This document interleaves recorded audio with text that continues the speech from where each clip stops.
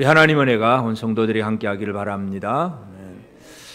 유다와 예루살렘의 그 죄악에 대해서 이사야 선지자가 계속 지적을 하고, 그래서 하나님의 심판이 있을 것이다, 심판에 대해서 얘기를 합니다. 오늘 4장에 보면 1절은 3장에 이어지는 심판의 광경을 얘기하고, 그 다음 2절부터 6절은 하나님의 심판을 벗어난 하나님의 회복, 하나님의 은혜가 무엇인가를 얘기해 줍니다. 그래서 이 심판과 회복 두 가지가 동시에 이루어지고 있는 그 얘기를 해주고 있어서, 그런데 그 일들을 어떻게 이루느냐 하면 4절에 보면 이는 주께서 심판하는 영과 소멸하는 영으로, 심판하는 영과 소멸하는 영으로 모든 걸 이루신다, 그런 말씀을 합니다. 우리 사람들에게 살아가는 삶의 모든 결론은 두 가지 중에 하나지요. 하나님의 심판을 받을 거냐, 하나님의 은혜로 회복될 거냐, 둘 중에 하나입니다. 여러분은 어느 길로 가고 계십니까? 심판입니까? 회복입니까? 대답을 잘 못하십니까? 잘 모르시겠습니까? 이 모든 인생은 하나님의 심판으로 들어가느냐, 아니면 심판에서 회복이 되느냐, 둘 중에 하나입니다. 이 세상에 어떤 사람이든 아무리 잘 먹고 잘 살든 뭐 권력이 있든 없든 부자든 가난하든 그 아무 상관없이 심판받을 사람이냐, 회복의 은혜를 받을 사람이냐, 둘 중에 하나입니다. 여러분은 어떤 분이십니까? 회복의 은혜를 받았습니까?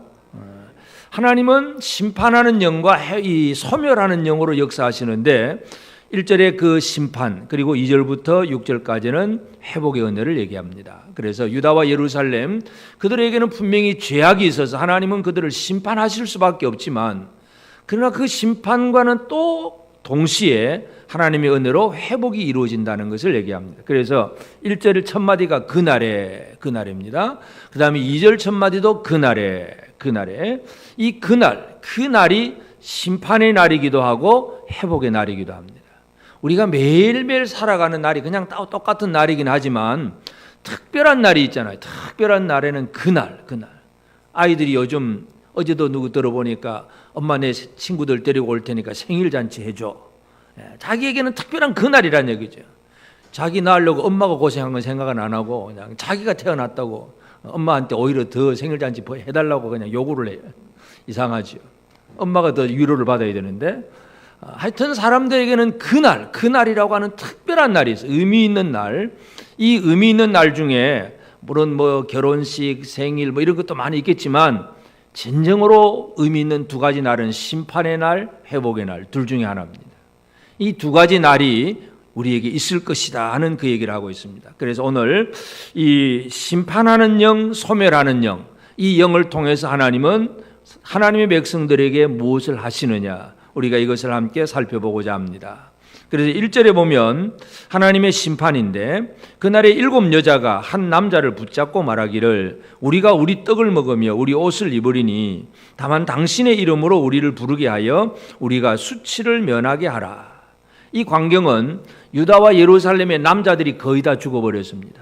심판받아서 전쟁터에서 남자들이 다 죽고 이제 여자들만 남았어요. 7 여자가 남편이 다 죽어버렸습니다. 그러니 이제 전부 남편 없는 여자들이 되었습니다. 그래서 한 남자가 있길래 그 붙잡고 말하기를 당신이 나를 부양해라. 이 소리는 엄두도 내지를 못합니다. 나 먹여 살리라 못하고 내가 먹고 사는 건 내가 다 알아서 할 테니까 단지 내가 당신의 아내라고 하는 이름이라도 갖게 해달라. 이 얼마나 참 비참한 일인지 모릅니다. 환란 때에 모든 남자들이 죽어버린 그런 상태, 이것이 바로 심판의 날입니다. 그래서 이 심판의 날은 하나님의 그 심판으로 인해서 유다와 예루살렘이 이렇게 망할 것이다 하는 얘기죠. 그 우리가 지난주에 살펴봤던 3장 마지막 절이 시온은 황폐하여 땅이 안절이라. 시온이 황폐하다는 얘기는 남자들이 다 죽어버렸다는 얘기예요. 그렇게 황폐하게 된다는 것을 얘기해 줍니다. 이게 하나님의 그날입니다. 그 다음에 이제 2절부터 6절까지 또 그날에 여호와의 싹이 아름답고 영화로울 것이요. 똑같은 그날, 히브리어로 바욤 하후라는 말인데, 바욤 하후하는 그날이라고 하는 말은 바로 오늘 특별한 의미가 있는 그날, 특별한 의미가 있는 그날이라는 것을 우리가 기억할 필요가 있습니다. 그래서 오늘 우리는 먼저 이 그날을 주관하시는 하나님, 그 하나님은 그 날이라고 하는 시간을 주관하신다는 것부터 먼저 생각을 해야 됩니다. 하나님은 영원하신 하나님이신데, 영원하신 하나님이 우리가 잘 아는 창세기 1장 1절에 태초에 하나님이 천지를 창조하시니라. 그 태초가 뭐냐 하면 하나님이 시간을 시작하실 그때가 태초라고 하는 겁니다. 태초부터 이제는 시간이 시작이 됩니다. 그 이전에는 시간이 없어요. 영원한 것이 그 시간의 개념이 없습니다. 그래서 옛날 우리가 뭐 1000년 전, 2000년 전, 우리는 시간 개념으로 따지지만 영원하신 하나님에게는 1000년, 2000년이라는 숫자의 개념이 별 의미가 없어요. 그냥 처음부터 영원까지 존재하신 분이기 때문에 그 시간과는 상관이 없는 분인데, 하나님이 이 세상을 지으시면서 시간을 만드셨어요. 그때부터 이제는 모든 날들이 시작이 됩니다. 그래서 그 날의 흐름 속에서 그날이라고 하는 것은 이제 특정한 그날이 되는 것입니다. 이 날은 바로 하나님의 심판이 이루어지는 날이고, 또는 하나님의 구원이 이루어지는 날입니다. 그래서 우리는 이 시간을 주장하시는 하나님을 먼저 이해해야 됩니다. 그래서 이 하나님은 모든 시간을 주관하시는데, 사람들은 이 시간을 좀 알고 싶어 하지요. 이게 도대체 언제냐? 예수님 재림하신다고 하는데 도대체 언제냐? 몇 년 몇 월 며칠이냐? 우리는 늘 그렇게 접근을, 몇 년 몇 월 며칠이냐 숫자를 가지고 접근을 합니다. 근데 예수님이 뭐라고 얘기하셨었냐 하면, 마태복음 24장 36절에 그날과 그때는 아무도 모르나니 하늘의 천사들도 아들도 모르고 오직 아버지만 아시느니라. 우리는 몇 년 몇 월 며칠 여기에 관심이 있지만, 아버지는, 영원하신 아버지는 시간과 상관없이 필요하면 그 일을 이루십니다. 그래서 우리는 그날을 모릅니다. 어떤 사람들은, 주로 이제 이단들은 이거 연구하느라고 내가 이렇게 보니까 뭐 이렇게 되었다 하고 막 처음부터 이제 예수님 재림 날짜를 얘기하는 사람들이 전부 이단들입니다. 여호와의 증인부터 시작해서, 여호와의 증인도 처음에 예수님 언제 며칠 재림한다고 모였는데 안 오시잖아요. 그러니까 그 다음 할 말이 뭐예요? 아, 예수님은 영으로 재림했다, 뭐 안 보이게 재림했다 그러고 성경을 이상하게 풀고 그럽니다. 하여튼 모든 이단들이 전부 다 재림의 날, 그 시간, 그 날에 대해서 사람들에게 아주 미혹합니다. 내가 이렇게 성경 잘 안다, 아주 내가 영을 받았고 성경은 이렇게 풀면 이렇게 풀리고 이래서 이런 이 날짜가 이렇게 나온다고 자기가 성경 진짜 잘하는 사람처럼 그렇게 보여주려고 날짜 계산을 하는데, 그 날이 맞는 사람은 아무도 없습니다. 예수님도, 아들도, 하늘의 천사들도 아들도 모르고 오직 아버지만 아신다 그랬는데, 그걸 뭐 알려고 애를 쓰는지 모르겠어요. 또 그 안다고 하면 야 진짠가 하고 그냥 따라가는 사람도 어리석은 사람이고, 그 날에 대해서는, 그 날짜는 우리는 몰라요. 그러나 그 날을 주관하시는 하나님만을 우리는 분명하게 알고 있어야 됩니다. 하나님은 시간을 만드시고 그 특별한 시간에 특별한 일을 이루시는 하나님. 그래서 이 사람들에게 심판이나 구원이나 이런 특별한 일이 이루어지는 그 일을 오직 하나님만이 주관하십니다. 그래서 그날 하나님의 손에 달려 있다는 것이고, 그리고 그날이 바로 이제 하나님은 사람들의 생명, 사람들의 생사를 주관하시는 분이 바로 하나님이심을 우리가 또 기억할 필요가 있어요. 예루살렘을 황폐하게 만들 수도 있고, 예루살렘을 또 회복해서 거룩하고 영광스럽게도 만드실 수도 있고, 모든 것이 하나님의 손에 달려 있다는 것을 선지자가 얘기를 합니다. 그래서 죄를 지은 사람은 죄 때문에 심판을 받게 되고, 하나님의 은혜를 입은 사람은 또 하나님의 은혜로 영생에 이르게 됩니다. 요한복음 5장 28절 29절에 보면, 이를 놀랍게 여기지 말라. 무덤 속에 있는 자가 다 그의 음성을 들을 때가 오나니 선한 일을 행한 자는 생명의 부활로, 악한 일을 행한 자는 심판의 부활로 나오리라. 이 생명의 부활이냐 심판의 부활이냐, 이 둘 다가 전부 하나님 손에 달려 있는 거예요. 하나님은 우리의 모든 삶의 생사와 모든 여부를 주관하시는 주권자가 바로 하나님이라는 것을 기억해야 됩니다. 여러분을 심판하실 이도 하나님이시고 여러분을 구원하신 이도 하나님이십니다. 하나님의 손을 벗어날 수 있는 인간은 아무도 없다는 거 기억해야 됩니다. 그래서 1절의 심판의 날, 2절부터 6절까지는 이 회복의 날, 모두 그 날인데, 그 날은 전부 하나님이 주관하신다는 거, 이거 기억해야 되고, 그런데 이제 그 날을 주관하시면서 하나님께서 무엇으로 그 일을 하시느냐 하는 문제가 바로 오늘 4절에 말씀드린 주께서 심판하는 영과 소멸하는 영으로, 시온의 딸들의 더러움을 씻기시며 예루살렘의 피를 그 중에서 청결하게 하실 때가 됨이라. 심판하는 영, 소멸하는 영, 이 심판하는 영과 소멸하는 영을 하나님이 또 주관하세요. 하나님은 그냥 위에서 가만히만 계시는 분이 아니라 하나님의 영으로 온 세상을 다스리시는 하나님이세요. 하나님이 심판하는데 이 심판하는 영이 있고 또 소멸하는 영이 있습니다. 요한계시록 5장 6절에 보면 내가 또 보니 보좌와 내 생물과 장로들 사이에 한 어린 양이 서 있는데 일찍이 죽임을 당한 것 같더라. 그에게 7뿔과 7눈이 있으니 이 눈들은 온 땅에 보내심을 받은 하나님의 7 영이더라. 이 7 완전한 영, 이것은 온 세상을 다 살피는 눈이에요. 눈. 하나님은 이 영으로 모든 일을 주관하세요. 그래서 심판하는 영과 소멸하는 영, 이게 무언가를 우리가 이해해야 됩니다. 쉽게 심판하는 영은 사람들의 죄에 대해서 심판해서 그들을 황폐하게, 모든 남자들을 다 없애버릴 수도 있고 전쟁터에서 완전히 멸망시킬 수도 있고, 하나님의 심판하는 영으로 이 세상에 무서운 일들이 벌어질 수가 있습니다.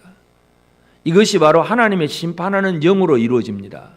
무기가 있고 없고 회담을 잘하고 못하고 그 얘기가 아니라 하나님께서 심판하는 영을 보내시면 아무리 남북 회담, 북미 회담 다 해도 소용없어요. 하나님 심판하시면 심판이 이루어지는 겁니다. 모든 건 하나님의 손에 달려 있습니다. 회담 잘하냐 못하냐 이 문제가 아니라 하나님의 주권 속에 있다는 거 기억해야 됩니다. 심판하는 영이 있고, 그리고 소멸하는 영.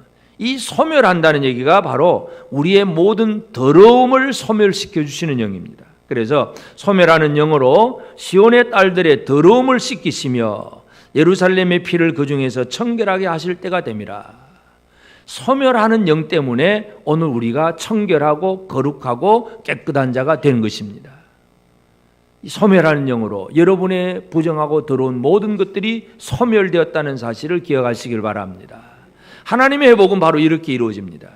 심판하는 영으로 죄악을 심판해서 황폐하게 만들 수도 있고, 소멸하는 영으로 시온의 딸들의 더러움을 깨끗하게 씻어주셔서 다시금 정결하게 만들어주시는 것도 하나님의 은혜라는 것이고, 그래서 하나님은 심판하는 영, 소멸하는 영, 이 영으로 사람들을 주관하십니다. 그래서 하나님께서 이렇게 이스라엘, 예루살렘이 이와 같이 죄를 짓고 참 이 멸망당하기 직전인데 그들을 심판하실 것이라고 분명히 경고를 하시면서 동시에 하나님은 또 회복의 날을 말씀한다는 것. 이게 우리에게 주신 은혜입니다. 하나님이 심판만 말씀하고 끝내는 하나님이 아니라 이 이사야 선지자를 통해서 하나님의 무서운 심판이 이렇게 이루어진다는 걸 분명히 얘기하시면서도 동시에 똑같은 또 그날 그 시는 우리 몇 년 며칠이는 모릅니다. 그날 그 시는 모르지만 하여튼 그날이라고 하는 같은 의미를 가진, 같은 가치를 가진 그 회복의 날이 또 예루살렘에 있다는 것, 이것을 말씀하고 있습니다. 그래서 그러면 이 회복의 날은 어떻게 이루어지느냐?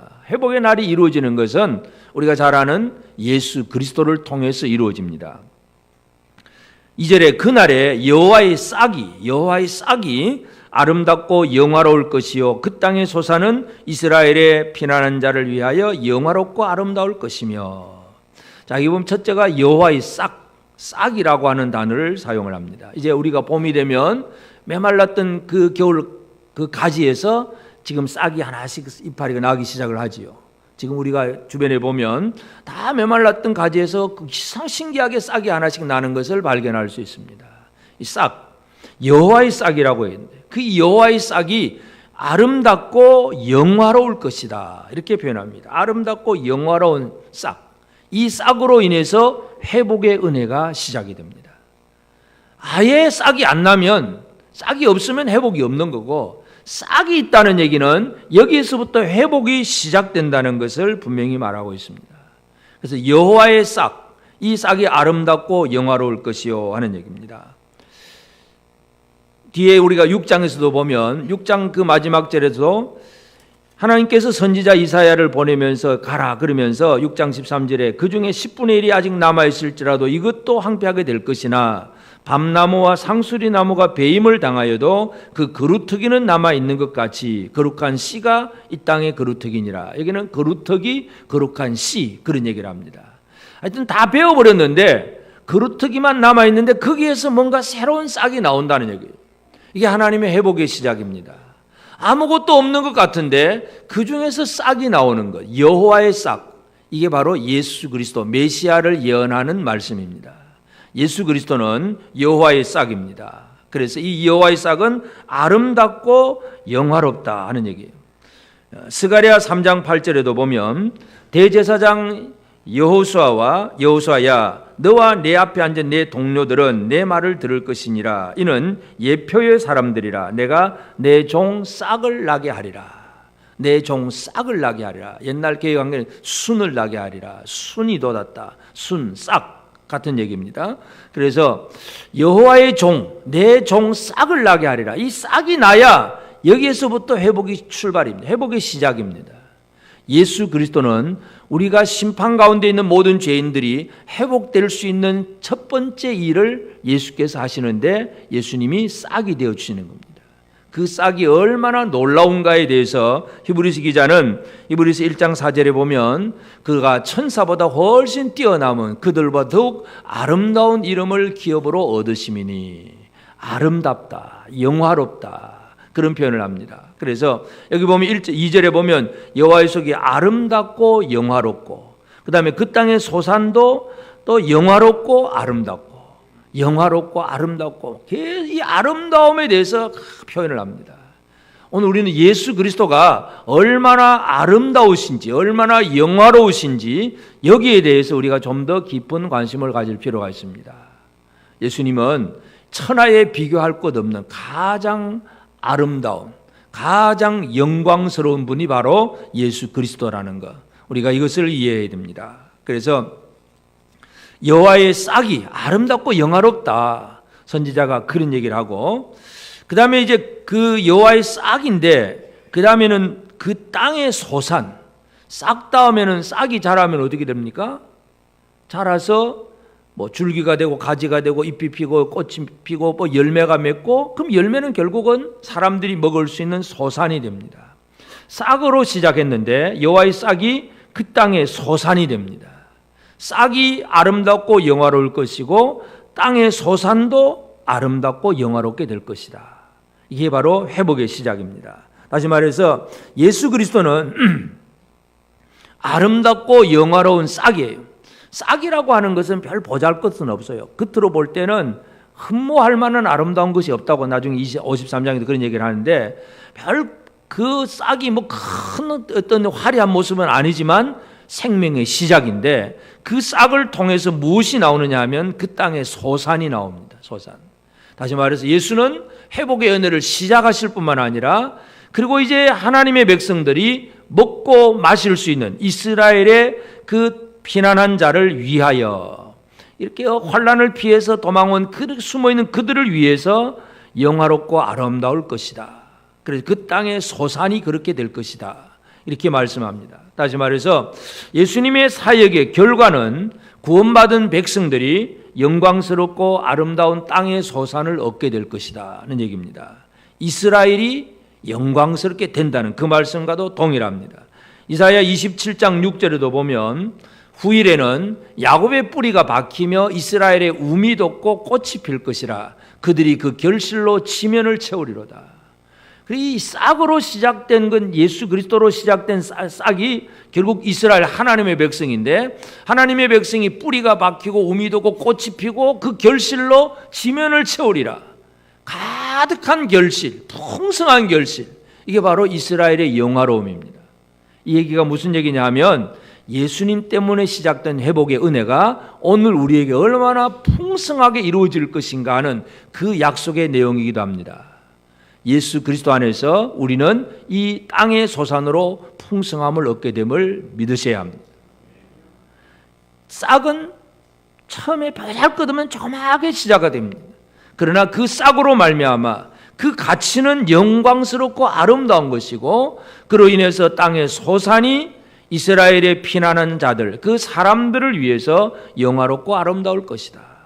예수로 인해서 우리는 만족하게 되고 우리 자신도 영광스럽게 된다는 것, 그것을 우리가 기억을 해야 됩니다. 우리가 얼마나 영광스럽게 되느냐 하면 3절에서 시온에 남아있는 자, 예루살렘에 머물러 있는 자, 곧 예루살렘 안에 생존한 자 중 기록된 모든 사람은 거룩하다 칭함을 얻으리니, 이 사람 거룩하다 하고 칭함을 얻는다는 거예요. 그 다음에 4절에서는 모든 더러움을 씻어주시고 청결하게 하시고, 씻어주고 청결하게 하고, 그 다음에 5절에서는 여호와께서 거하시는 온 시온산과 모든 지폐 위에 낮이면 구름과 연기, 밤이면 화염의 빛을 만드시고 그 모든 영광 위에 덮개를 두시며, 마치 이스라엘 백성들이 광야를 진행할 때 낮에는 구름 기둥, 밤에는 불 기둥이 있는 것처럼 늘 하나님이 그들의 지폐 위에 영광의 덮개를 덮어두신다. 영광스럽게 해주시는 거예요. 덮개를 덮어두어서 조금도 해나 달이 상하지 못하도록 보호하시고 지켜주시는 것. 이게 바로 하나님 백성들에게 주어진 약속이에요. 6절에도 또 초막이 있어서 낮에는 더위를 피하는 그늘을 지으며 또 풍우를 피하여 숨는 곳이 되리라. 더위를 피하는 그늘로 만들어주고, 하여튼 비바람이 전혀 건드릴 수 없는 보호장치, 이게 하나님께서 자기 백성들에게 주실 은혜이고, 이게 여호와의 싹으로 말미암아 우리에게 주어진 복입니다. 예수로 말미암아 우리가 얼마나 크고 놀라운 은혜를 누리고 있는가 하는 것을 우리는 기억을 해야 됩니다. 예수 때문에 우리는 복받은 사람들입니다. 이 복이 무슨 복입니까? 우리의 더러움을 다 씻어주고, 우리를 거룩하다고 인정해주고, 더러움을 씻어주고, 우리의 지폐 위에 하나님이 영광의 덮개를 씌우셔서 조금도 악한 것들이 건드릴 수 없도록 보호해 주시는 이 놀라운 은혜를 약속하고 있어요. 이게 바로 우리가 받아 누리는 은혜입니다. 그래서 예수님은 이 땅에 오셔서 우리를 위해서 사역 십자가에서 죽으시고, 그리고 교회의 머리가 되어서 이 머리 대신 머리에 붙어있는 몸을 보호하시고 몸을 지켜가시는 그 일을 주님은 지금도 하고 계시고, 그리고 이 예수님은 제자들에게, 땅에 남아있는 제자들에게 또 마지막에 약속하신 게 뭐냐 하면 바로 성령을 약속하죠. 하나님 아버지가 심판하는 영, 소멸하는 영으로 모든 일을 이루십니다. 그 하나님의 아들 되신 예수 그리스도도 성령으로 이 땅에 탄생을 하셨고, 성령에 이끌려서 시험도 받으시고, 성령으로 사역하셨고, 모든 일을 성령으로 하셨는데 마지막 순간에는 제자들에게도 성령을 부어주십니다. 요한복음 14장 16절에 내가 아버지께 구하겠으니 그가 또 다른 보혜사를 너희에게 주사 영원토록 너희와 함께 있게 하리니, 또 아버지 그 보혜사를, 또 다른 보혜사를 제자들에게 주시겠다고 약속합니다. 그래서 교회는 예수로 말미암아 보내주신 그 성령으로 인해서 거룩한 교회가 되고 우리 모두가 거룩한 성전된 삶을 살아갈 수가 있습니다. 그래서 하나님의 은혜의 회복이 이렇게 이루어집니다. 여호와의 싹, 예수 그리스도로 말미암아 처음에는 보잘것없는데 그것이 크고 놀라운 풍성한 은혜로 주어지고 결국은 우리 안에 하나님의 영으로 충만한 그런 사람이 되게 하는 것, 그리고 우리 모두가 거룩한 성전이 되게 하시는 것, 이게 바로 하나님께서 우리를 회복시키시는 은혜입니다. 여러분은 이 회복의 은혜를 받으셨습니까? 하나님의 성령이 우리 안에 거하시고 내가 하나님의 영으로 이끌림을 받는 것, 이게 바로 회복된 사람이에요. 그래서 성령과 상관없는 사람은 아직도 회복의 은혜를 모르는 사람입니다. 하나님은 심판하는 영과 소멸하는 영으로 역사하시는 하나님이심을 기억하시길 바랍니다. 그러면 이제 우리는 하나님이 주신 회복의 그 날을 바라본 사람들이에요. 회복의 날을 아는 사람으로서 어떻게 살아가야 되느냐, 이것은 이제 우리가 이 땅에서 매일매일 적용해야 될 문제는, 첫째는 더러움을 소멸하시는 그 성령에게 우리는 이끌려서 우리는 새로운 날, 새로운 시간을 시작할 줄 아는 그런 지혜로움이 우리에게 필요합니다. 새로움이 필요하다는 얘기죠. 성령은 우리로 하여금 생명의 싹이신 아주 작은 싹과 같은 그 싹을 통해서 큰 열매가 있을 것을 내다보게 하시는 분이 바로 성령님입니다. 베드로가 예수님을 만났을 때에 그 예수님을 만났을 때 예수님은 그냥 나사렛 사람이고 베드로 그 옆에 있는 갈릴리 어부고 뭐 자기와 똑같은 사람이잖아요. 그 겉으로 볼 때는 아무 특별한 게 없어요. 베드로가 오히려 나이도 많고 살아가는 삶의 경험도 많고 아주 베드로는 더 큰 어른이고 이제 예수님은 한 30살 된 그런 물론 성인이긴 하지만 그런 상태에서 베드로가 뭐 예수님을 쳐다보니 별것 없는 사람이에요. 그런데 뭔가를 보게 하신 거예요. 그게 바로 그 베드로 속에 역사하시는 성령이 아니면 예수를 주님이라고 고백을 할 수가 없는 거예요. 성령의 도우심 때문에 예수님을 주님으로 고백하잖아요. 그래서 베드로가 고기를 잡고 있을 때 예수님이 나를 따라오라. 이제 물고기 잡는 거 그만하고 내가 너를 사람 낚는 어부로 만들겠다. 나를 따르라. 그러니까 바로 버려두고 따라갈 수 있다는 얘기는 이거 뭐 계산하고 따라가는 게 아니에요. 하나님의 영에 이끌려서 따라가는 거예요. 이게 새로운 그날입니다. 베드로에게 있어서 새로운 그날은 나를 따르라 했을 때 다 버려두고 따라가는 그 순간이 베드로에게 있어서는 새로운 그날, 새로운 시간입니다. 바로 이와 같은 날들, 이것이 우리에게도 필요하다는 얘기죠. 성령은 우리에게 끊임없이 감동을 주어서 우리로 하여금 뭔가 깨닫게 하고 감동함을 받게 하고 그래야지 이렇게 살아야지 뭔가 결단할 수 있도록 돕는 분이 바로 성령님입니다. 이 성령의 감동하심을 여러분이 은혜를 받아 누리기를 바랍니다. 성령은 우리로 하여금 작은 것을 통해서 큰 것을 보게 하고 별것 아닌 것 같지만 영원한 가치 있는 것을 보게 하시는 분이 바로 성령님이십니다. 이 성령에 이끌려서 한 걸음 내디디면 그것이 바로 우리의 새날이에요. 성령의 감하심을 받아야 우리에게 주어진 사역도 제대로 감당할 수가 있어요. 사도 바울도 그 삶에서 많은 고난을 겪습니다. 복음을 전파하기 위해서 사역하면서 많은 고난을 겪지만 그 고난을 어떻게 이기느냐 하는 문제에 대해서 고린도서 6장 6절에 보면 깨끗함과 지식과 오래 참음과 자비함과 성령의 감화와 거짓 없는 사랑과 이런 얘기하면서 특별히 여기에 성령의 감화 이런 것들이 내게 있어서 성령의 감화하심 때문에 내가 성령의 능력, 성령의 인도하심 때문에 내가 고난을 견디고 핍박을 이기고 복음 전하는 사역을 제대로 한다. 그 얘기를 하고 있습니다. 많은 고난 속에서도 그 고난을 이겨나가는 건 다른 것이 아니라 성령의 감화하심 때문에 그래요. 그래서 오늘 우리에게 중요한 것은 하나님의 영, 심판하는 영, 소멸하는 영이 다 이렇게 동일하게 역사하시는데 성령에 이끌려서 우리는 새로운 날을 시작하는 것이 중요합니다. 감동함을 주셨을 때 예수를 바라보고 예수를 의지하고 여호와의 싹이신 예수님만을 붙들고 나가는 그 믿음의 고백 또는 내가 이렇게 이제 하겠다고 하는 바울처럼 충성하는 그런 고백, 각오와 결단들 이런 것들이 바로 새로운 그 날들입니다. 이 날들이 여러분들에게 있기를 바랍니다. 어제나 오늘이나 뭐 그냥 대충 지나가는 게 아니라 내 안에 거하시는 성령으로 말미암아 그렇구나. 내가 주님을 이렇게 따라가야 되는구나. 믿고 고백하고 베드로처럼 다 버려두고 따라가는 이 그날이 있는 성도들이 되어지기를 바랍니다. 회복의 그날입니다. 심판의 그날이 아니라 회복의 그날을 제대로 살기를 바랍니다. 회복의 날을 제대로 살지 못하면 진짜 마지막 심판의 그날에 영원토록 망할 수밖에 없습니다. 성령은 우리로 하여금 회복의 날을 체험하게 하십니다.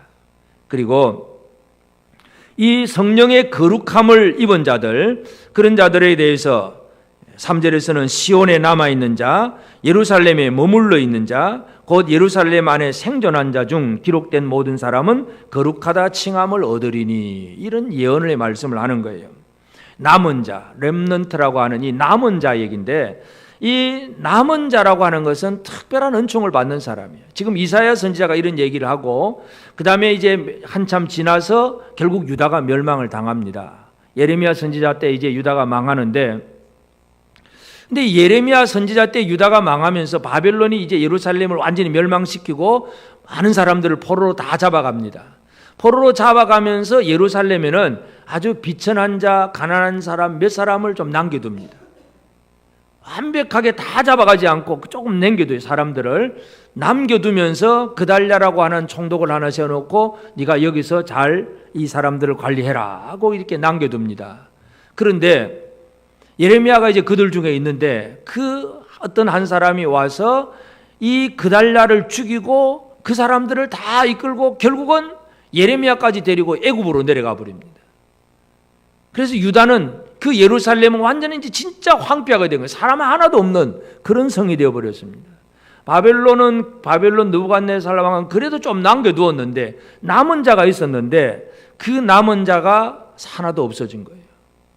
분명한 것은 남아있는 사람들은 그 남은 자 가운데서 거룩하다 칭함을 얻을 수가 있어요. 근데 불행하게도 유다의 마지막 모습을 보면 남은 자들까지도 다 애굽으로 내려가 버렸습니다. 결국은 바벨론에 포로되었던 자들이 돌아와서 다시금 회복됩니다. 예루살렘 그 안에 그래도 남아있어서 거룩하다고 칭함을 받으리니 하는 그런 얘기를 했는데도 불구하고 그들은 다 떠나가 버린 거예요. 그 사람이 예레미야에게 우리가 애굽으로 가야 되는지 여기 남아있는지 기도해보라 그럽니다. 그럼 당연히 그 남아있어야 된다고 하나님이 예레미야 선지자에게 응답을 하는데도 불구하고 기도해보라고 해놓고도 그 틀렸다 그러면서 그냥 고집 부리고 내려가잖아요. 바로 이것이 남은 자로서 거룩함을 지키지 못한 자들의 얘기입니다. 남은 자는 거룩함을 지켜가야 됩니다. 하나님은 저와 여러분들을 이 땅에 남은 자로서 지금 세워놓으신 줄로 믿습니다. 그러면 우리의 사명은 뭐냐? 결국 우리는 거룩함을 지켜가는 것, 거룩함을 유지하는 것, 이게 우리가 해야 할 일입니다. 이미 우리는 심판에서 회복으로 나온 사람들이에요. 심판에서 회복으로 나온 사람들인데 또다시 심판받을 짓을 하면 안 된다는 얘기죠. 베드로후서 2장 21절 22절에 보면 의의 도를 안 후에 받은 거룩한 명령을 저버리는 것보다 알지 못하는 것이 도리어 그들에게 나으리라. 참된 속담에 이르기를 개가 그 토하였던 것에 돌아가고 돼지가 씻었다가 더러운 구덩이에 도로 누웠다 하는 말이 그들에게 응하였도다. 차라리 안 믿었더라면 차라리 몰랐으면 좋았는데 믿는다고 해놓고도 여전히 더럽다고 하면 이는 개 돼지보다 못하다고 얘기죠. 예수를 믿노라 하면서도 여전히 더러움 속에 빠져 있다면 이는 짐승보다 못하다. 차라리 몰랐으면 아예 몰랐으니까 그렇게 끄니 하고 편견을 칠 수 있겠지만 바로 사도 베드로가 그런 얘기를 합니다. 하나님은 우리를 심판에서 벗어나서 회복된 성도로 살게 하셨습니다. 회복된 성도가 되었다는 거 믿으십니까? 우리는 하나님의 은혜 속에서 남은 자들입니다. 남은 자들의 삶은 거룩함이 되어야 됩니다. 생각도 거룩하고 행동도 거룩하고 모든 삶에서 거룩함이 이루어져야 됩니다. 거룩하게 살고 계십니까? 아멘이 왜 이렇게 약한지 몰라. 거룩하게 살고 계십니까? 아멘! 좀 힘있게 하나님이 대충 남겨둔 게 아니잖아요. 진짜 거룩하신 하나님 앞에 거룩한 삶으로 좀 살게 되길 바랍니다. 진짜 하나님의 거룩한 성도로 사는 거. 이게 이 시대에 우리의 사명이에요, 사명. 그래서 이 거룩한 성도가 어떻게 살아가야 되느냐. 이 거룩함을 잘 유지하는 것 중에 하나가 방법이 뭐냐면 특별히 이제 5절에 보면 여호와께서 거하시는 온 시온산과 모든 지폐 위에 지폐라고 하는 단어를 써요. 지폐. 다시 말해서 남은 자는 혼자 있는 게 아니에요. 남은 자는 지폐. 함께 모여서 예배드리는 지폐 위에 낮이면 구름과 연기, 밤이면 화염의 빛을 만드시고 그 모든 영광 위에 덮개를 두시며 하나님의 백성들이 남은 자들이 함께 모여서 집회를 하는 그 자리, 하나님은 그것을 소중히 여기십니다. 어떤 사람은 우리나라에도 그런 교인들 많다 그러잖아요. 가나안 교인이 뭐라 그랬어요? 거꾸로 말하면 안 나가 교인, 교회 안 가는 교인. 예수는 믿지만 교회 가보니까 목사도 그렇고 장로도 꼴보기 싫고 다 관계가 더 싫어. 11조 내는 것도 싫고 그냥 나 믿으면 잘 되지 꼭 그거 해야 되냐, 헌금해야 되냐, 사역해야 되냐, 나 성경 보고 기도하고 나 예수 잘 믿어. 이 우리나라 안에 이 가나안 교인이 많다 그러잖아요. 이 안 나가 교인, 교회 안 나가 교인. 이게 뭘 모르냐 하면 지폐를 모르는 사람이야. 하나님은 어디에다가 그 영광의 덮개를 씌워두신다고요? 지폐 위에. 성도들이 함께 모이는 이 모임 위에 하나님의 은혜가 있는 거예요. 성도들이 함께 모여서 하나님을 찬양하고 하나님을 섬기고 예배하는 그 모임 위에 하나님의 놀라운 은혜가 주어집니다. 새벽에도 모이고 금요일 저녁에도 모이고 주일 저녁에도 모이고 늘 모이려고 애를 쓰는 거, 이게 얼마나 복된 생활인지 몰라요. 거룩함을 유지하는 제일 좋은 방법이 뭐냐? 함께 모이는 일입니다. 마지막 때에는 모이기를 패하는 자들의 습관이 생깁니다. 모이기 어떻게 하든지 안 모이려고, 모여도 그냥 대충 모이고 그냥 빨리빨리, 아이고 뭐 귀찮게 이런 거 해, 그러면서 그냥 대충 넘어가려고 그러고, 이 성도들의 모임, 형제들의 모임, 이 모임이 얼마나 소중한지 몰라요. 우리 교회 형제들 모임 속에서 주님의 식탁에서 떡을 떼고 잔을 나누면서 우리는 다 진짜 예수님의 그 몸과 피에 참여한 사람임을 서로 고백하고 서로 이해하고 서로 믿어주고 서로 감사하고, 그 얘기를 하나님이 그렇게 기뻐하시는 거예요. 근데 그거 안 하고 대충 아이고 모이라 그러니까 할 수 없으니까 빨리빨리 모이자, 우리 몇 장 보자 빨리빨리 끝내고 가자. 아이고, 하나님은 막 영광 내려주려고 하는데도 빨리 끝내고 가버렸어. 뭐 어떻게 할 거예요? 하나님이 막 너무 급하게 내려주시면 되겠지만, 모여서 사랑하고 기뻐하고 은혜 나누고 찬양하고 성도들이 하나 되는 그 모습, 하나님은 그걸 원하시는 거예요.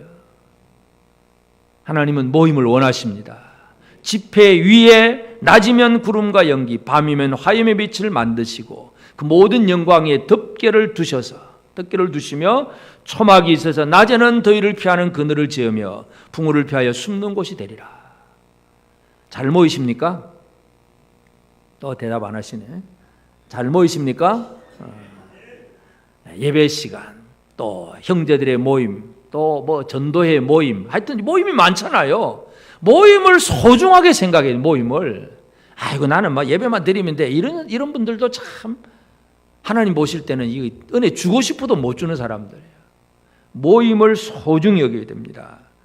사도행전 2장 46절에 날마다 마음을 같이하여 성전에 모이기를 힘쓰고 집에서 떡을 떼며 기쁨과 순전한 마음으로 음식을 먹고, 이게 초대교회 예루살렘 첫 번째 교회 성도들이 구원받은 이후에 그들의 기쁨을 어떻게 표현했느냐? 날마다 마음을 같이하여 성전에 모이기를 힘쓰고, 성전에 모이고, 또 집에서도 같이 형제들이 서로 떡을 떼고 기쁨과 순전한 마음으로 음식을 먹고, 이게 하나님 앞에 은혜 받는 모습이에요.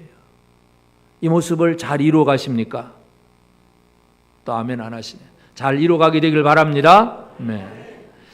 오늘 우리는 하나님이 어떻게 은혜를 주시는가, 그 방법을 잘 알아야 됩니다.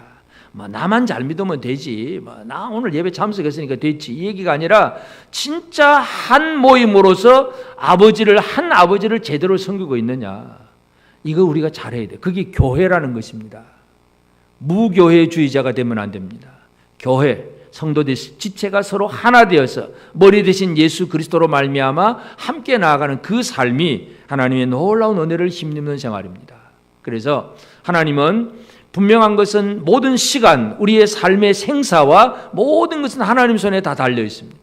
그런데 하나님은 심판하시는 하나님이시지만 자기 백성들 중에 이 회복의 은혜를 주신다는 것, 그것이 심판하는 영과 소멸하는 영으로 이루시는 하나님의 사역이고, 그 가운데서 여호와의 싹이 되신 예수 그리스도는 우리가 회복의 날을 맞이할 수 있도록 은혜를 주셨고, 우리 안에 성령이 역사하게 하십니다.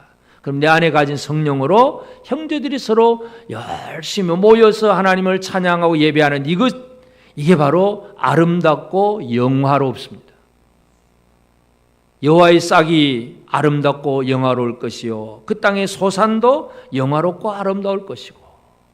여러분, 영화롭고 아름답습니까? 옆 사람 격려하라. 당신은 영화로우신 분이고 아름다우신 분입니다.